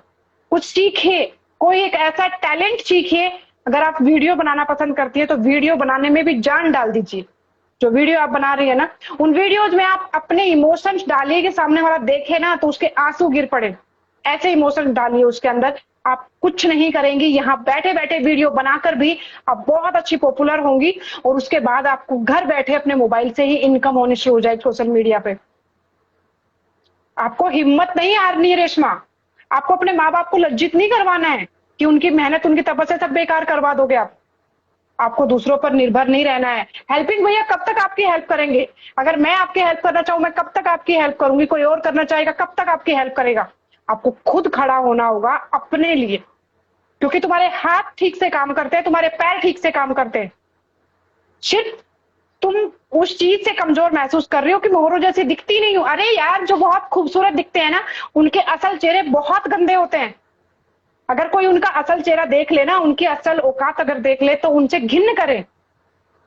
तुम जो हो, जैसी दिखती हो, बहुत खूबसूरत दिखती हो, वो तुम्हारा असली चेहरा है। लोगों की तरह नकली मुखौटे लगाकर नहीं घूम रही हो तुम।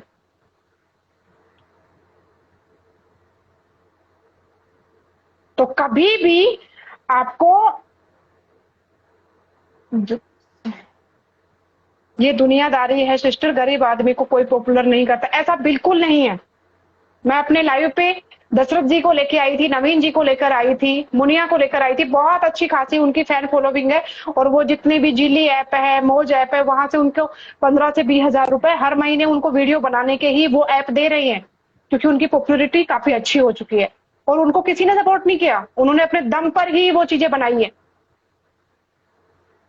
और सपोर्ट करने की बात है, मैंने ये कोहिनूर स्पेशल क्यों चलाया है?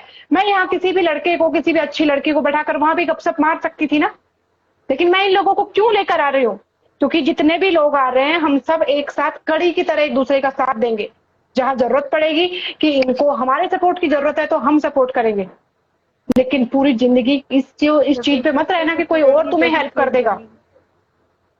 वो टीम बनाने के लिए मैंने ये शुरुआत की है और ऐसे ऐसे लोगों से आपको मिलवाती हूँ जो हर बार आप भी देखते होंगे कि यार कितनी मुश्किल हालातों में भी उन्होंने इतना हिम्मत नहीं हारी।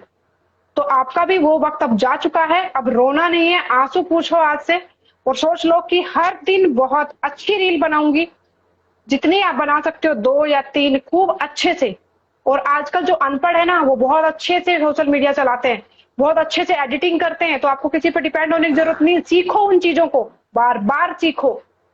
अगर आपका पढ़ाई में मन नहीं लगता, मत करो, जिस चीज में मन लगता है वो काम करो। सिलाई आती है, आप ये नहीं कि दिन भर सिलाई करोगे, आप थोड़ा बहुत कुछ सिलना शुरू करो, कुछ यूट्यूब पर देखो, नई चीज ट्राई करो। साड़ी आती है ना, तो उसमें अभी तो नहीं आ रही है।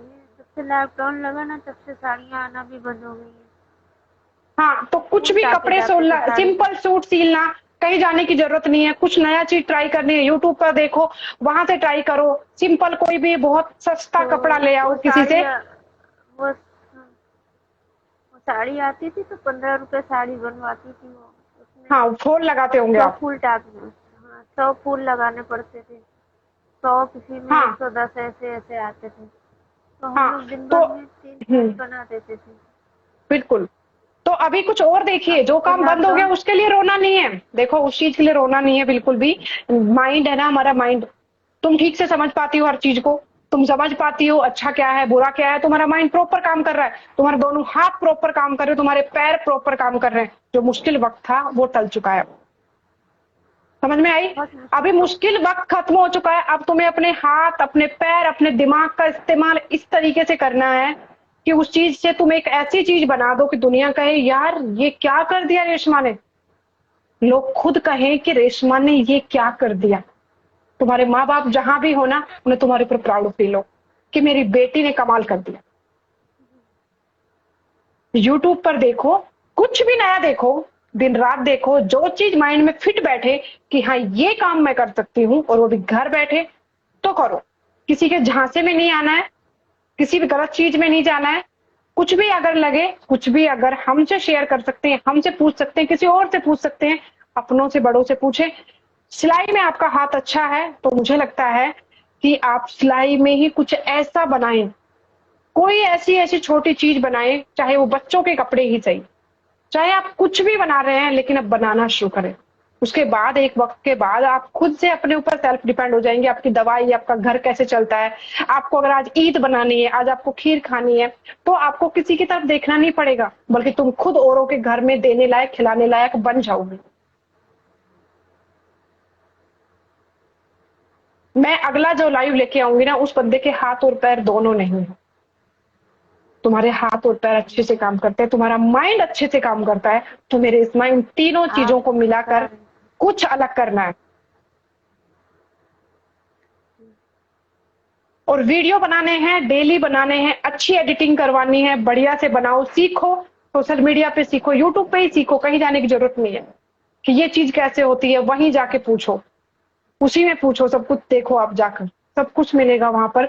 बट अपने आप का एक फोकस बना लो कि अब मुझे कुछ अलग करना है। ये नहीं कि खाए ठीक है पड़े हैं, बेचारा नहीं बनना है। अब किसी की दया नहीं चाहिए यार, क्यों चाहिए तुम्हें दया किसी की? अब बेचारा नहीं बनना है।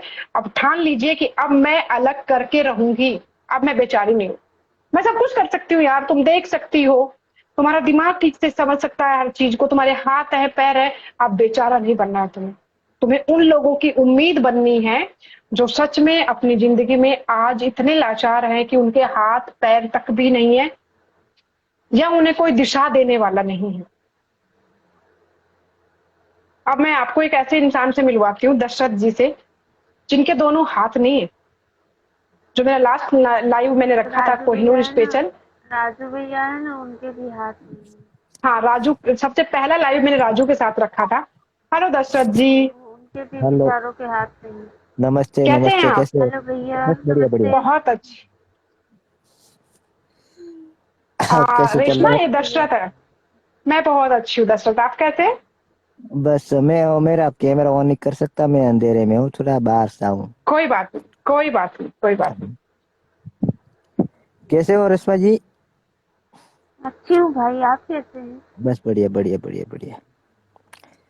थैंक यू, आप चंदा जी के ओके लाइन बाली में भैया। ऐड।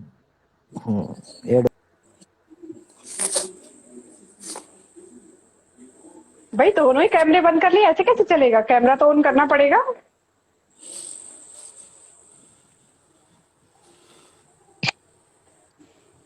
Hello hello. हाँ सिस्टर, 1 मिनट रुकना है। ओके, दशरथ जी का तो नेट घूम गया। रेशमा जिनसे मैं मिलवाने वाली हूँ ना, आप देखना इनके यहाँ से दोनों हाथ नहीं है। सब कुछ काम ये पैर से राजू करते भैया हैं, एक अच्छी खासी इनकी पहचान है। हेलो नमस्ते भैया। नमस्ते मैडम। नमस्ते, कैसे हैं आप? हम ठीक है। रेशमा ये वही निजाम है जिनके बारे में आप बात कर रही थी? हाँ ये जानते हैं रेशमा दी को। हाँ रेशमा जी ने आपके बारे में मुझे बताया था। आपको भी प्रॉब्लम है ना कुछ? जी सिस्टर। आपको क्या प्रॉब्लम है? रेशमा आप इनका चेहरा मेरे देखना, ठीक है?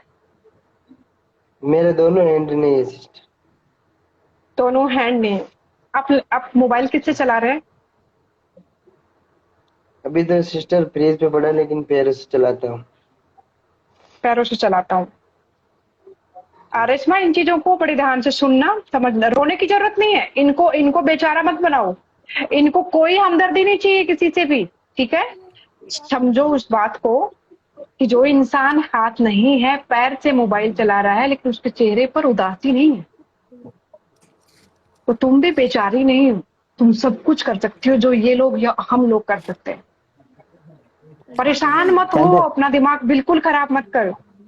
निजाम, चंदा जी आप मेरे रेशमा से इसमें बात भी कीजिए। ऐसे क्यों करते हो? हाँ जी, हाँ जी, चंदा जी हाँ जी, हाँ जी, हाँ जी, हाँ जी। मेरा थोड़ा ये मोबाइल का प्रॉब्लम है, इसलिए मैं निकल जा रहा हूँ बार बार। और रेशमा जी, हेलो, मेरी आवाज आ रही है? हाँ जी, हाँ जी, हाँ बिल्कुल आ रही, बिल्कुल हाँ आ रही। आ रही आ रही। अरे नहीं नहीं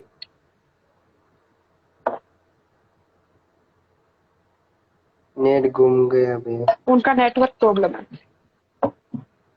जी। निजाम, आप प्लीज से रेशमा को कुछ अपनी तरफ से क्या कहना चाहेंगे? रेशमा दी से मैं यही कहना चाहता हूँ कि रेशमा दी कोई दिक्कत नहीं, कोई टेंशन नहीं लेने की कोई जरूरत नहीं है। अच्छे से रहिए, अच्छे से ध्यान से। दशरथ भैया का तो फिर से नेटवर्क बन गया। देखो अभी देखिए आपने रेशमा दी, देखा। आपसे भी ज्यादा दुख मेरे में भी है। मैं भी बहुत दुख देख चुका हूँ, लेकिन मैं क्या करूँ बताओ। जो है वो बदल नहीं सकते हैं, जी लेकिन जो है उसको साथ तो जीना तो पड़ेगा। अब चाहे रोकर जिए चाहे हंस के जिए, दो चॉइस है हमारे पास, नोटिस करना। आप देखो जो तुम्हारे साथ हुआ वही रेशमा, नहीं परेशान तो नहीं वही होना, किया मेरी जाए ना, मेरी तरफ देखो, आप हंस कुछ के याद मत जिया करो। जाए ना। मैं बताती हूँ, एक एक बात सुनना। आपके साथ जो हुआ वो अलग तरीके से एक अटैक था। इनके साथ जो हुआ वो इनकी लाइफ का एक सबसे दर्द भरी वो वक्त था, जो ये भी नहीं भुला सकते।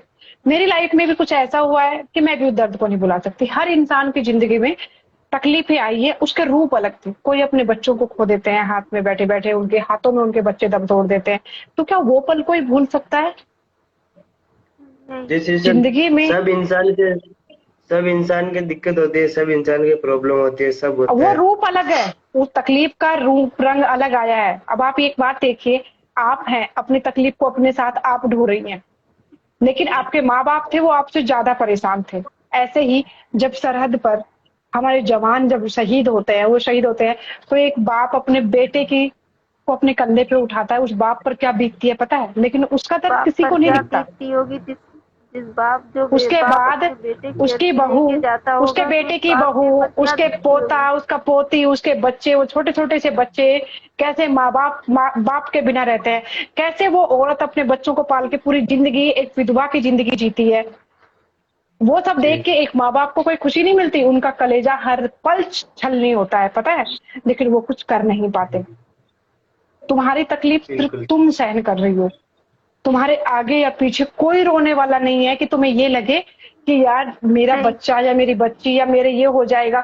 तुम कोई भी रिस्क ले सकते हो अपनी जिंदगी में, और अब खोने के लिए तुम्हारे पास कुछ है ही नहीं कि तुम ये कहोगे मैं ये खो दूंगी। पाने के लिए पूरा जहां पड़ा है तुम्हारे लिए। कई बार दीदी मैंने सुसाइड करने की कोशिश की। पागल हो? जब मैं हॉस्पिटल से आई थी तो मैंने कई बार ये भी मैंने ट्राई करके देखा, लेकिन बच गई। पता नहीं कैसी बेहाल जिंदगी है मेरी। अगर अरे कुछ भैया नहीं। चंदा जी, सामने आ जाओ ना एक बार, हेलो मुझे भी आपसे मिलना है। हाँ जी दशरथ जी जी। चंदा जी, मेरा थोड़ा मोबाइल का प्रॉब्लम है यार, बार हाँ बार अभी निकल रहा आवाज आ हूँ। रही है अब। मेरा बार आवाज बार मैं निकल रहा हूँ, मेरा मोबाइल का प्रॉब्लम है इसलिए। हाँ कोई नहीं, अभी दशरथ आपकी भैया आवाज आ रही आपसे है, भी अभी मिलना है, बोलिए आप मेरे को प्लीज। फॉलो हाँ कर लेना भैया। हाँ, मैंने दशरथ स्वीकृत भी भैया किया। मेरे को फॉलो कर लेना है, मेरे आपसे भी मिलना है मेरे को भी। हाँ मैं मिलवा और दूंगी निजाम, आप बिल्कुल परेशान ना हो, मैं मिलवा दूंगी सबसे, ठीक है ना? हम्म, हाँ जी हाँ जी हाँ जी दशरथ जी। फिर उनका नेट इसमें खो दी गया। खाना वाना हो गया? जी खाना हो गया, खाना खाया, दवाई खाई। और अच्छा। मैं अभी 5 बजे से मेरे पेट में दर्द हुआ है, एकदम से उल्टी जैसी आने लगी। मैं दवाई लेके आई स्टोर से, और मैंने खाई, खाते ही मैं सो गई एकदम से। मुझे पता ही नहीं चला कहाँ पड़ी हूँ मैं। घर में अंधेरा पड़ा हुआ था। फिर बाद में मैं साथ में उठी, कोई नहीं रहते हाँ नहीं यार इसमें दी? अलग रहते हैं। फिर मैं बच्चा दी 7 बजे कोई? उठी, 7:15 बजे उठी। तो फिर मैंने लाइट ऑन की, फिर मैंने एक रोटी बनाई, बना के खाई। खाने के बाद फिर मैंने दवाई खाई। नो प्रॉब्लम रेशमा दी। अभी जितने भी दोस्त हमें सुन रहे हैं, एक बात तो बता देती हूँ, प्लीज से हमें इंस्टाग्राम पर सपोर्ट कीजिए ताकि हम और ज्यादा लोगों की हेल्प कर पाए। और मेरा एक यूट्यूब चैनल है स्माइल विद चंदा, उसके ऊपर जाकर प्लीज आप लोग सपोर्ट कीजिए ताकि हम ज्यादा लोगों को हेल्प कर पाए या ज्यादा लोगों तक हम पहुंच पाए। बिल्कुल। सबसे बड़ी बात है वहां पर आपको इन्फॉर्मेशन मिलेगी और जितने भी मेरे यहाँ पर लाइव हैं इनकी सभी की रिकॉर्डिंग, जो भी इंसान अपनी जिंदगी की वहां देखना चाहता है जाकर देख सकता है। मैं सभी वहां पर पोस्ट करती हूँ। दिल्ली पुलिस के रिगार्डिंग भी जो भी स्टूडेंट्स, जो भी लोग अपने बच्चों को या दिल्ली पुलिस में भेजना चाहते हैं, उसकी भी कंप्लीट इन्फॉर्मेशन मैंने अपने यूट्यूब चैनल, जिसका लिंक मेरे बायो में है और मैंने स्टोरी में भी मेंशन किया हुआ है, तो आप वहां जाकर यूट्यूब चैनल को जरूर से एक बार सब्सक्राइब करना, बेल आइकन जरूर दबाना। नेक्स्ट अभी ड्राइवर की भर्ती के लिए मेरा वीडियो कल आएगा। अभी हेड कांस्टेबल मिनिस्ट्रियल के लिए भर्ती जो आने वाली है, क्या क्या उसकी रिक्वायरमेंट है, वो सारी चीजें मैंने 2 वीडियो बनाकर अभी डाला है अपने यूट्यूब चैनल पर। तो आप प्लीज से एक बार जाकर वहां देखना। और हाँ, तो जितने भी दोस्त हैं मेरी रिक्वेस्ट है प्लीज से हमें यहाँ सपोर्ट करें और हमारे यूट्यूब चैनल स्माइल विद चंदा, वहां पर आपको मोटिवेशन मिलेगा, वहां पर आपको कंप्लीट नॉलेज मिलेगी, वहां आपको वो रास्ते मिलेंगे कि अगर जिंदगी में मुश्किलें आती हैं तो कैसे उनको इजीली पार करना है। आपको वो ट्रिक मिलेंगी कि कैसे आप अपने माइंड को और अपनी बॉडी का बैलेंस बनाकर उस एनर्जी का आप सही इस्तेमाल कर सकते हैं। कैसे आप अगर गलत डायरेक्शन में चले गए तो भी जिंदगी को कैसे सही डायरेक्शन में टर्न करना है, आपको सब कुछ वहां वैल्यूएबल मिलेगा। कुछ ब्लॉग है जो फनी है, बच्चों के साथ है, बीच बीच में थोड़ा थोड़ा एंटरटेनमेंट में डालती रहती हूँ। तो निजाम जी आपसे भी, रेशमा आपसे भी मेरी रिक्वेस्ट है कि आप भी एक बार जाकर विजिट करना। आपको ढेर सारी आपको वहां वैल्यू मिलने वाली है और कहीं ना कहीं देखा है आपने। मैं भांजे से निकलवाऊंगी आपका वो यूट्यूब चैनल। हाँ, मेरे बायो में लिंक है। लिंक दिया हुआ है। सब देख ली, वीडियो भी देखी मैंने। थैंक यू सो मच विकास जी। हाँ रेशमा, अभी सुषमा के पसंद का आपको सॉन्ग सुनाना होगा, काफी देर से वो बोल रही थी, तो अभी आप वो सॉन्ग सुनाइए जो सुषमा आपको बोलती हैं, हम भी सुनना चाहेंगे। उधर बैठो। दीदी ऐसे बोलती है, गाना सुनाओ। कौन सा गाना सुनाती हैं आप?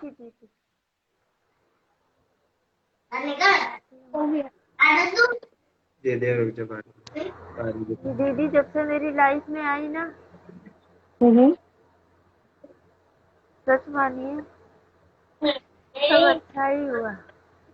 हाँ, अच्छा ही होगा और आगे बहुत अच्छा होगा। आप उदास नहीं होना है, कुछ भी बुरा नहीं सोचना है, परेशान नहीं होना है। अब आप वो गाना सुना दीजिए जिसके बारे में सुषमा जी बोल रही हैं।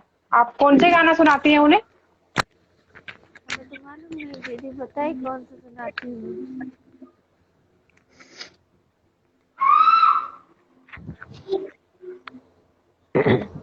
जितने भी दोस्त हैं मैं आप सबको अभी यहाँ ऐड नहीं कर सकती।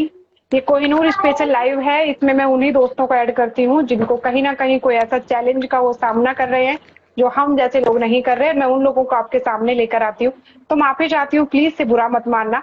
और मैं अभी टाइम मिलेगा तो दोबारा से मैं अलग से एक लाइव चलाऊंगी जिसमें आप सभी दोस्तों से बात करेंगे, सबको ऐड करेंगे। तो अभी प्लीज से आप परेशान मत हो। देती हूँ गाना, दीदी वरना नाराज हो जाएगी। नाराज नहीं होगी सुषमा, बट आपको अगर मन है तो सुना दीजिए। तेरी राहों में खड़े हैं दिल थाम के, है हम हैं दीवाने तेरे नाम के। तेरी राहों में खड़े हैं दिल थाम के, है हम हैं दीवाने तेरे नाम के। ओ मेरी अखियों के नूर, मेरे दिल के सुरूर, चाहे रहो दूर दूर तुम्हें पाना है जरूर। तेरी राहों में खड़े हैं दिल थाम के, है हम हैं दीवाने तेरे नाम के। किस छलिए पे ये दिल आया, किस छलिए पे ये दिल आया, पत्थर से शीशा टकराया, क्या वो क्या वो पराया, राहों में खड़े हैं दिल थाम के, हाय हम हैं दीवाने तेरे नाम के। मेरी अखियों के नूर, मेरे दिल के सुरूर, चाहे रहो दूर दूर, तुम्हें पाना है जरूर। बादल थैंक यू तरुण जी। बरसे दुनिया जाने, बादल बरसे दुनिया जाने, अखियां बरसे कोई न जाने, दिल की लगी को दिल ही जाने, राहों में खड़े हैं दिल थाम के, है हम हैं दीवाने तेरे नाम के। मेरी अखियों के नूर, मेरे दिल के सुरूर, चाहे रहो दूर दूर, तुम्हें पाना है जरूर। फूलों का बहुत बढ़िया। तारों का सबका कहना है, फूलों का तारों का सबका कहना है, एक हजारों में मेरी रहना है, सारी उम्र हम संग रहना है। फूलों का तारों का सबका कहना है, एक हजारों में मेरी सुषमा दीदी है। बहुत ही अच्छा, बहुत ही अच्छा। रेशमा आपकी आवाज बहुत प्यारी है, पता है, बहुत प्यारी है। और आपकी स्माइल बहुत अच्छी है। हमेशा मुस्कुराते रहना, ठीक है ना, हमेशा खुश रहना, कभी निराश नहीं होना है। जब भी लगे ना कि कमजोर पड़ रही हो, तो उन लोगों को देखना जो तुमसे भी बुरी हालात में जिंदगी जी रहे हैं। कभी हार नहीं मानना। अब तुम्हें कुछ ऐसा शुरू करना है कि तुम्हारी एक अलग अपनी पहचान बने, मैं उसमें जो भी साथ मेरा चाहिए, लोगों को मैं देख हमेशा के तेरे लिए हूँ। जीने की उम्मीद, उन्हीं लोगों को दीदी देख के जीने की उम्मीद जाग गई मेरे अंदर, वरना जाग कई गई बार ना, मैंने ये हुई बात, ट्राई, हमारी लाइफ सफल हो गई। क्योंकि मैंने कई बार सुसाइड करने की कोशिश की, लेकिन मैं बच बच रही, बचा अब बचा नहीं ले करना रही है, है मुझे। अब नहीं करना लेकिन है, कभी नहीं करना है। जब मैं बॉम्बे गई हॉस्पिटल में, मैंने देखा, मैंने सोचा कि मुझसे ज्यादा भयंकर लोग हैं, जब ये लोग जी रहे हैं तो मैं क्यों नहीं जी सकती। ये सोच हम्म, के मैंने सारे गलत फहमियाँ अपने दिमाग से निकाल दी और जीने की उम्मीद जगा दी। बिल्कुल। हिम्मत नहीं हारनी है, अब तो बिल्कुल नहीं हारनी है। अब तुम्हें अगले 1 साल को, 1 साल बाद जब तुम्हारी ईद दोबारा से आए ना, तो उस ईद तक तुम इतनी स्ट्रांग बनकर उभरो कि तुम्हें लगे कि यार 1 साल पहले मैं क्या थी, और 1 साल बाद मैं इतने लोगों की आंखों की उम्मीद बन चुकी हूँ कि वो लोग तुम्हें देखें तो लगे कि यार रेशमा दी है, हमारी कुछ हेल्प करेगी। तो आप कुछ भी कर सकते हो, डरना नहीं है, कभी कभी भी कमजोर नहीं समझना है। जो लोग बिना हाथ पैरों के भी बहुत कुछ कर रहे हैं ना, आप कर सकते हो। बस अपने अंदर ठान लो कि अब चाहे कितनी भी मुश्किलें आए, मुझे कितना भी स्ट्रगल करना पड़े, बट अब मैं कुछ अलग करूंगी, अब मैं खुद से अपनी पहचान बनाऊं। ठीक है, अब एक प्यारी सी स्माइल दे दो, रोना नहीं है। गुड, ग्रेट, बहुत अच्छे, बहुत अच्छे। तो इसी के साथ थैंक यू सो मच दोस्तों, जितने भी दोस्त यहाँ पर आए उनको बहुत बहुत गाइस, धन्यवाद, जितने अपना लोग इतना यहाँ कीमती पर वक्त हैं, दिया मुझे। जितने लोग यहाँ पर देख रहे थे नीचे से, उन लोगों का तहे दिल से धन्यवाद है, क्योंकि इतना टाइम उन्होंने हम लोगों को दिया और बातें सुनी और हमारे साथ बने रहे। मैं उन लोगों का शुक्रिया अदा करना चाहती हूँ। शायद नेक्स्ट टाइम अगले वीडियो में आप लोग फिर आइएगा, आप लोग का स्वागत होगा, आप लोग को ऐड भी किया जाएगा। और दुआ कीजिएगा हम लोग अच्छे रहें और आप लोग भी अच्छे रहें, और सबको मेरी तरफ से ईद की ढेर सारी शुभकामनाएं। बाय। थैंक यू विकास जी, बिल्कुल विकास जी, बिल्कुल। हाँ, तो अभी ये लाइव हमारे यूट्यूब चैनल स्माइल विद चंदा पर भी अपलोड होगी। तो अगर आप इसको कहीं कहीं देखें कि कोई इंसान कमजोर पड़ रहा है, कोई इंसान ऐसा है जिसको सच में मोटिवेशन की जरूरत है, किसी की वो चीज देख के जो हालात में इतना बुरे वक्त में भी आज वो जिंदा है और अब उनके अंदर जीने की एक इच्छा जागी है, तो वो अगर कोई और देखकर भी अपनी जिंदगी में आगे बढ़ सकता है। जैसे इन्होंने कहा कि मैंने सुसाइड कमिट किया था, तो अगर कोई और ऐसा हो जो जीना ही ना चाहता हो तो आप प्लीज से उन्हें वो शेयर भी करना, और आप मुझसे जरूर मिलवाना, क्योंकि मेरा सिर्फ एक ही मकसद है कि सामने वाले के चेहरे पर मुस्कुराहट आनी चाहिए, वो मुझे और देख सुसाइड तो कोई ना करे। मुझे देख के जीना सीख लीजिए। बिल्कुल। एक सबसे बड़ा बात आता है कि सुसाइड, और उस चीज का दर्द वो ही समझ सकता है जो वो करके या उसके पास से, मौत के पास से वापस आया हो। कहते हैं ना, मौत के पास से टक करके छू के वापस जब आ जाता है ना, वो इंसान इस चीज की कीमत बहुत अच्छे से पहचानता है। इसलिए मेरा यही एक मकसद है कि मैं उन लोगों की हेल्प करूं जो सच में अपनी जिंदगी से हार मान चुके हैं, या उनकी जिंदगी में कोई वजह नहीं है जीने की। तो एक बात कहना चाहूंगी, पूरी दुनिया पड़ी है यार, वजह के लिए जरूरी नहीं कि खून के रिश्ते तुम्हारे हो, वजह के लिए जरूरी नहीं कि आसपास तुम्हारे बहुत सारे भीड़ हो जो सिर्फ तुम्हारी तारीफें करे, तुम्हारी कमियां कभी ना बताएं। जिंदगी जीने के लिए किसी को प्यार से एक बार बोलकर देखना, चाहे वो अनजान हो, उसको देखकर एक बार मुस्कुराना, वो भी मुस्कुरा देगा। जिंदगी जीने के लिए, खुशियां बांटने के लिए, खुशियां पाने के लिए किसी सगे की जरूरत नहीं है। दुनिया पड़ी है, बस प्यार लुटाइए, उसे कई गुना वो वहां से लौट कर आएगा। प्यार बांटिए और ये मैंने और प्यार कीजिए। बिल्कुल, यही मैंने अपनी लाइफ से सीखा है, और मैंने ये अपना पर्सनली एक्सपीरियंस किया है। तो मेरी जिंदगी में बहुत सारा प्यार है, बहुत सारे दोस्तों का मेरे पास साथ और सपोर्ट है, और ऐसे ही आगे भी मेरे साथ बने रहना। इसी के साथ साथ thank you so much. Bye bye. Bye Reshma, good night. प्यार बांटते चलो, प्यार बांटते चलो, प्यार बांटते चलो। क्या हिंदू क्या मुसलमान, हम सब हैं भाई भाई। प्यार बांटते चलो, प्यार बांटते चलो। गाइस इजाजत चाहती हूँ जाने की। अल्लाह बिल्कुल, हाफिज, bye. Thank you so much.